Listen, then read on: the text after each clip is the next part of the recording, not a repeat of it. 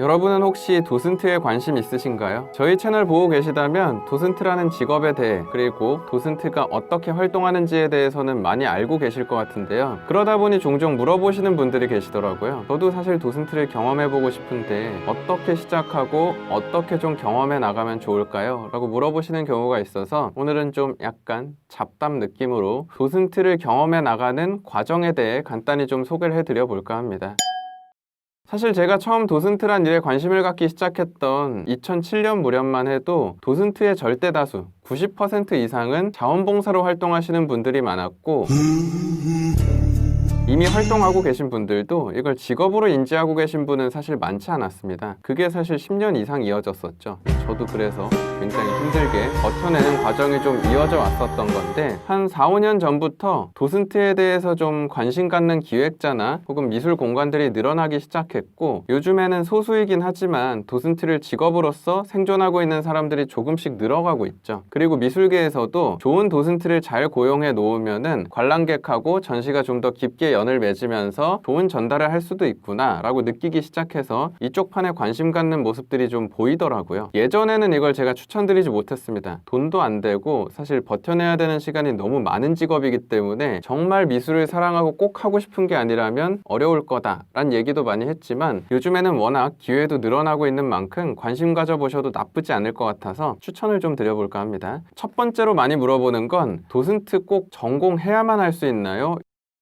사실 이미 활동하고 계신 도슨트 분들 중에 전공 안 하신 분들이 사실 더 많습니다. 큐레이터나 딜러, 에듀케이터 이런 쪽처럼 전공을 해야 된다거나 혹은 자격증이 있다거나 이런 쪽이 아니기 때문에 미술에 대한 애호가 있고 사람을 대하는 걸 좋아하고 사람 앞에서 말하는 데 있어서 완전히 경직되는 성격이 아니다 하면 누구라도 일단 도전은 해볼 수 있습니다. 두 번째로 그걸 물어보죠. 좋은 도슨트가 되고 싶은데 어디서 어떻게 시작하면 될까요? 자, 이 시작이 참 중요한데요. 도슨트는 말씀드린 자원봉사 제도가 아직은 절대 다수로 운영이 되고 있습니다. 근데 이게 막연히 나쁘다고만 할 수는 없는 게 평생 자원봉사만 할 거라고 하면 굉장히 슬픈 일이지만 시작하는 입장에서는 재능 기부를 하면서 도슨트로 어떻게 활동할 수 있을지를 경험하기 제일 좋은 공간이 사실 자원봉사 제도로 운영되고 있는 국공립미술관이나 대기업 미술관이 좀 괜찮을 겁니다. 왜냐하면 우리가 일반적으로 기대하는 예술의 전당이나 혹은 동대문 DDP 혹은 세종문화회관 이런 데서 이루어지는 대규모 자본이 투자된 전시는 많은 자료를 주고 체계적으로 교육한 다음에 도슨트로 활동한다기보단 최소한의 전달받은 자료를 토대로 스스로 공부하고 스스로 언어를 만들어서 활동해야 되기 때문에 처음부터 거기서 활동하는 것 자체가 어렵고요. 활동할 기회를 받기도 어렵죠. 그래서 자원봉사하는 곳에 가시면은 교육이 일단 괜찮습니다. 큐레이터 분들이 보통 직접 4주에서 5주 정도 교육까지 진행하면서 스터디도 하고 리허설도 하고 스크립트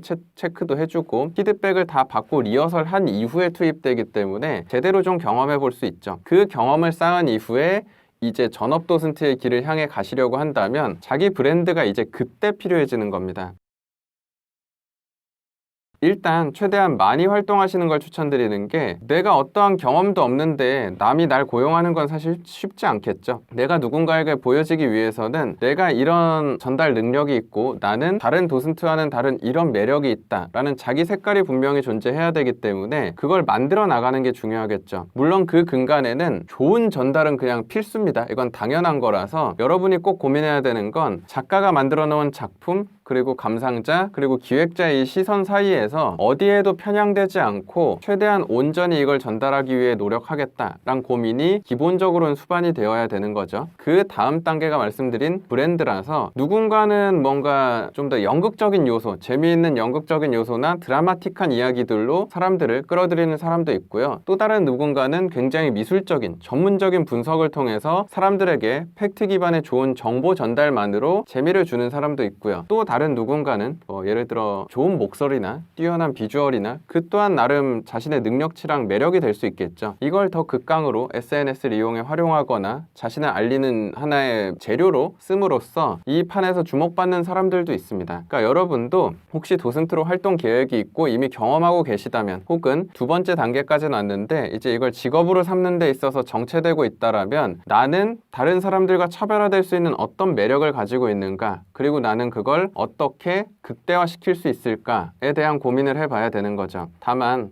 거듭 강조하지만 여기서 간과하면 안 될 게 관심받고 싶어서 혹은 주목받고 싶어서 작품의 좋은 정보를 최대한 온전히 전달하겠다라는 기본을 잃어버리고 막 이야기에 살을 붙이고 가짜의 이야기를 생성해내고 주목받기 위한 좀 자기 이야기를 너무 많이 덧붙이기 시작하고 이렇게 되다 보면은 사실 좋은 전달자라기보다는 그냥 관종이 돼버리죠. 정리를 해드리면 일단 전공이 아니어도 전혀 상관없습니다. 책임감과 애정만 있다면 누구라도 할 수 있습니다. 다만 시작할 때 자원봉사하는 것에 대해서는 잘못됐다고 생각하시지 말고 일단 한번 경험해 보시길 추천드립니다. 그래야 좀 교육을 제대로 받을 수 있으니까요. 자, 이 과정까지 왔다면 세 번째는 그때부터 이제 나만의 색깔, 나만의 언어, 좋은 캐릭터를 하나 만들어내는 게 중요한 거죠. 자, 여기에 대해서 혹시 고민이 많이 되신다면 제가 멘토링 프로그램을 앞으로 가능하면 나이가 들어가면서 지속적으로 이어가려고 합니다. 도슨트에 대해 고민 있으신 분들은 댓글 많이 달아주시면은 제가 해드릴 수 있는 피드백은 다 해드릴 예정이니까요. 좀 관심 갖고 댓글도 많이 달아주셔도 괜찮을 것 같고요. 차후에 여러분이 할 수 있는 게 많아지는 것 같습니다.